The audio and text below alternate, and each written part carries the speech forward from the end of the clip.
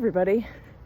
So on this trail, and I was thinking about this morning, I was doing a little reading, and it was a concept about like, we may know that we are believers and that we love God and that, we believe in His Word and we go to church or we read the Bible and we try to practice loving kindness and mercy and grace however we can in our daily go-abouts. But sometimes people, even with being believers, they sometimes don't comprehend this idea that you truly are a daughter of the Father. You truly are a son of the Father, meaning the God of Israel. He is the real deal. He is the real, true God.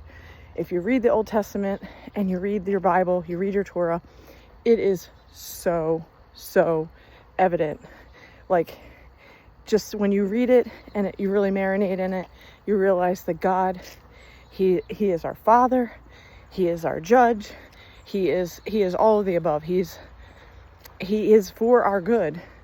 And a lot of times, if we have something as believers, sometimes even though we've read the Bible and we understand some of the concepts, sometimes what happens is we forget that we really truly do have a tapped in right into Jesus's righteousness, into His strength, into His inheritance as sons and daughters. And sometimes we forget that truly the authority and the power rests within us when we believe. But when we believe, there are certain indications that make that possible. So the indications would be that, number one, you believe. That means that you believe in God the Father. Number two, you believe that Jesus, Yeshua, the Son of God, died for all of our sins on that cross at Calvary. And after His death, burial, and resurrection, He rose again. And Jesus, Yeshua, is seated at the right hand of the Father in heaven, in the heavenlies. And that He has all power and authority, which was granted to Him from the Father.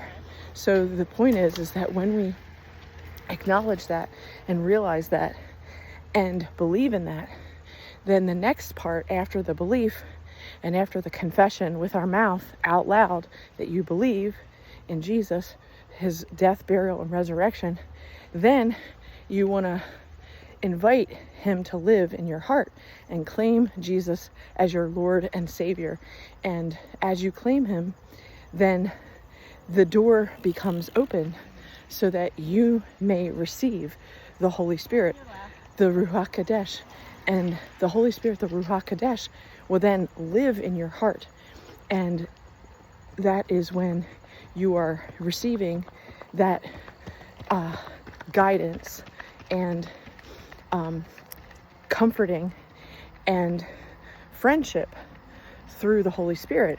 And the Holy Spirit wants you to rest in Him, that rest in the fact that the Holy Spirit is going to be able to be your comforter, be your guide. And when you obey and listen to that still small voice, then you are ready not only to receive the blessings of all of, the healing that is due to you, to your body temple, but also to receive all the blessings of heaven and all of the gifts of the Holy Spirit when you believe. And some of those gifts then lend into you having that gut intuition in your stomach where you just know, I sense this doesn't feel right, I shouldn't go in this direction. And therefore, as you trust that, then you are led correctly in a way and in a place and a path that is the straight and narrow path, as opposed to walking the wide path of the world. So the Holy Spirit is there to transform you and to get you out of your old bad habits and to place you into the inheritance, the blessings, the protection, and the righteousness and authority of Jesus, who sits at the right hand of the Father in heaven. And when we really understand that because we are, quote, in Christ, in Christos, in that Christ energy consciousness, because we have invited that Holy Spirit to live in our heart, then we can truly then declare and proclaim and claim that authority that Jesus gave us as sons and daughters to receive, so that we can, take dominion in our life, in all areas of our life. And that it's already been granted to us. It's already been conquered. It's already been, it's already a completed and finished work.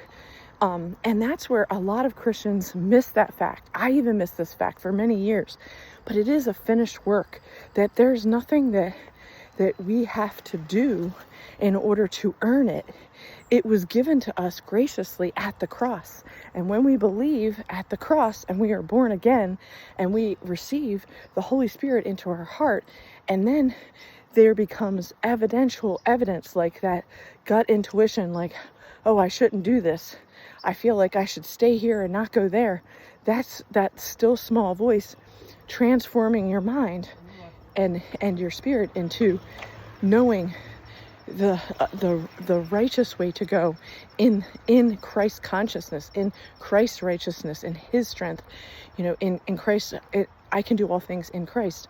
And so therefore, when we believe that and we understand that, then other doors will be open to us, because we are receiving that understanding, we're receiving that instruction, we're obeying that guidance, we're obeying that leading.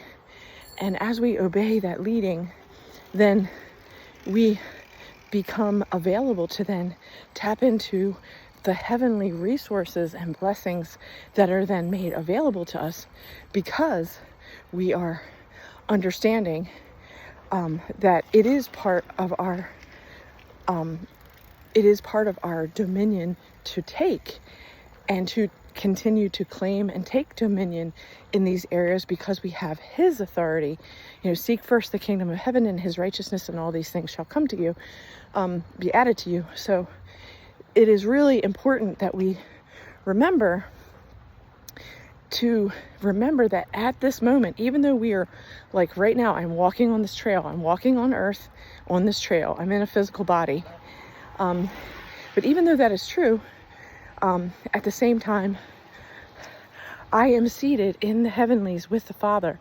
And because I am aligned with the Father and with the Son and with the Holy Spirit, then I can then live heaven on earth instead of living out of and under the devil's domain. A lot of times we're stuck and we're oppressed, and we don't understand that God has given us this gift, but we need to accept it and understand the gift so that we can claim it, proclaim it, and live into it.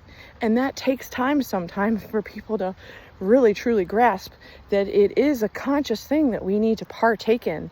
So when you believe, and then you invite the Holy Spirit into your heart, the Ruach Kadesh, the Holy Spirit, and then you start to get into the Bible, get into the Word, Old Testament and New Testament, then you start to see where you are personally out of alignment with what with who God is and what God's commandments say and what his Bible says. And you see the examples of where you're out of alignment. Then you, again, confess with your mouth. You surrender to the Lord and you say, Lord, when I was reading this part today, I see that I'm out of alignment and I don't really understand where to start. But if you could please assist me and help me into understanding what I need to do next. Can you please show me and shape me into this new way of understanding that I just read today? And then the Lord, through the Holy Spirit, is going to show you where you're out of alignment. And he's going to put people, places, and things on your path so that you can become transformed, so that you can see, how you can take an action step in a certain direction that's going to move you away from sin and towards righteousness. And when you truly understand this, it's not that you yourself are becoming righteous by the flesh. It's that because the Holy Spirit is residing and living within you, the Holy Spirit is taking dominion in you, and therefore the Holy Spirit is guiding you into Christ's righteousness that he has already conquered, achieved, and finished for you at that cross. So you're just receiving it. It's an act of receiving it and then in being. So as you are led, then you are being into who Christ is. Not you doing all this fleshly work in order to achieve something. It's you acknowledging that the pathway has already been completed for you, and you're just walking into that pathway of the straight and narrow that Jesus already completed. And then as you walk in the straight and narrow, then you receive the blessings of what he has already done, and you're just tapping into it. I know some of this sounds like, I don't know, like out there, it sounds kind of ethereal, and the putting it into practice, that's the challenging thing sometimes, because we get in our head and we think this sounds woo woo, but the reality is when we believe, we really need to then put things into action.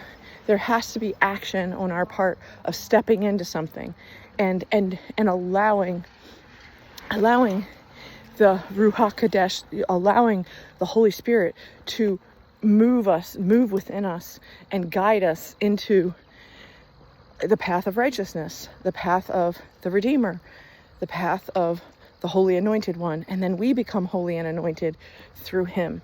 So I hope that helps.